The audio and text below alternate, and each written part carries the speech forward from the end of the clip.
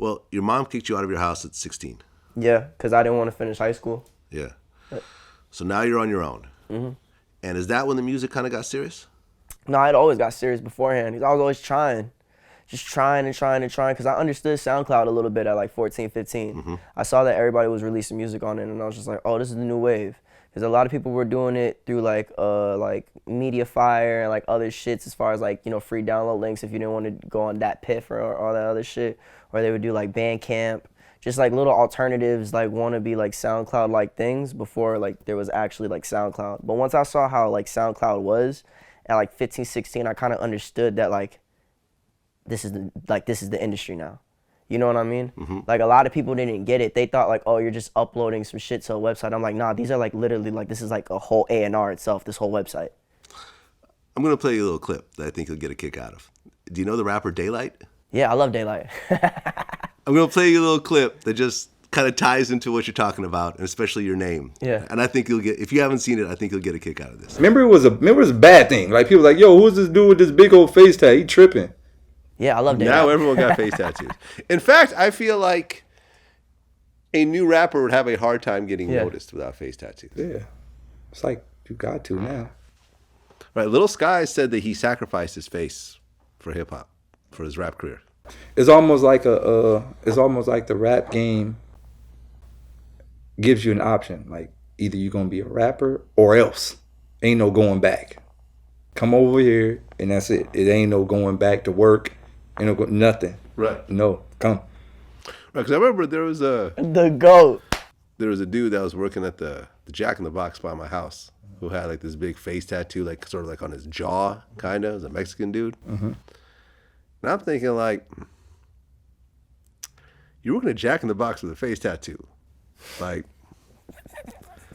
I don't think you were planning for this. See, nah, I don't think a lot of niggas plan for like some of these little kids. They just do it like, oh, this is cool, right? Or maybe like he had all intentions to be a SoundCloud rapper, but he didn't have Wi-Fi, so he had to go to work. He could pay the Wi-Fi bill to become a SoundCloud rapper. You know, steps. He just went backwards. He started wrong. He didn't get the Wi-Fi first. He didn't get the Wi-Fi first. You need the Wi-Fi. Right. You need Wi-Fi to be a SoundCloud rapper. It's just the way it works. I'm here. The way it works. I'm right here. I don't think a lot of people plan it out. A lot of people don't plan it out. You know, for me, like I knew what I was gonna do. I had a whole plan. That's funny as hell. That man is hilarious, dog.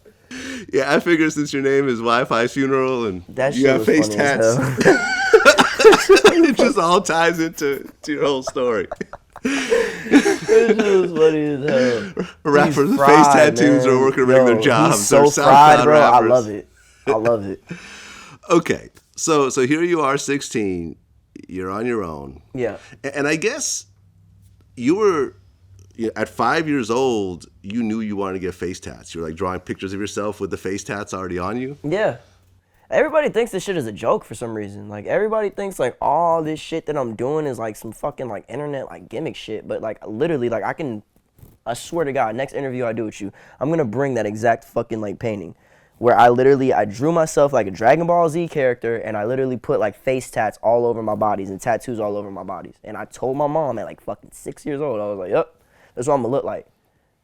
And my mom would think that I'd be dead ass like joking. And I'm like, no, I'm dead ass serious. And like she, even still to this day, she's like, yo, I honestly should have took everything you said as a child like serious. Now when my little brothers and my little sisters like tell her like, oh mom, I'm gonna do this. She's like, I'm on point with it now. Now I'm not letting it pass by me. Like.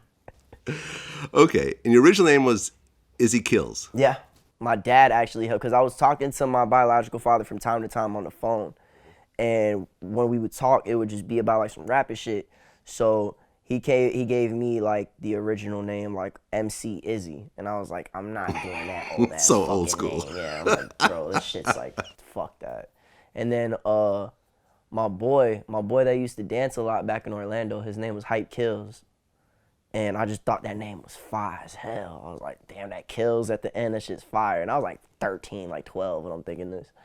So then my name was Izzy because everybody like in my neighborhood would call me Izzy, and I just added the Kills. I was like, Izzy Kills, you know.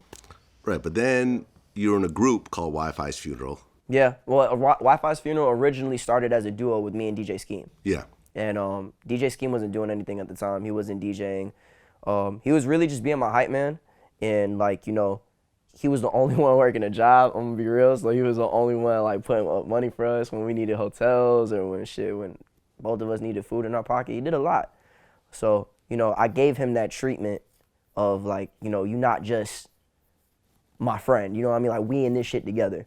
And yeah, but the plan was always, well, at least in my eyes, the plan was for him to, you know, do his own thing and elevate and do everything that he's ever wanted to do. Because I know that's all, I knew deep down inside that's, you know, what he always wanted to do. Like, you know, who the fuck would want to just like, who would want to like constantly feel like there's like a chip on their shoulder because they feel like one person in a group does something more significant than the other. You know what I mean? And which it really wasn't like that at all, because it was really a 50-50 effort with me and him at all. But from an outside perspective, I could get that. So I would always want for him to do bigger and better things. And we had differences and, you know, and this and that. But at the end of the day, I love that kid, man. I'm so happy that he's been able to, you know, fucking DJ for Ski, DJ for Juice WRLD, DJ for X, like, you know what I mean, and just keep doing everything that he needs to do. You know, that was my best friend since I was like 12, man. Like, you feel me? Like, even if I don't really talk to him like that and we're not as good of friends as we used to be, it's never gonna be hate. It's always gonna be love. You know what I mean? Like, if that man has kids right now, like, I'm there. You know what I mean? If there's ever a time, I'm there. You know what I mean? I ain't never gonna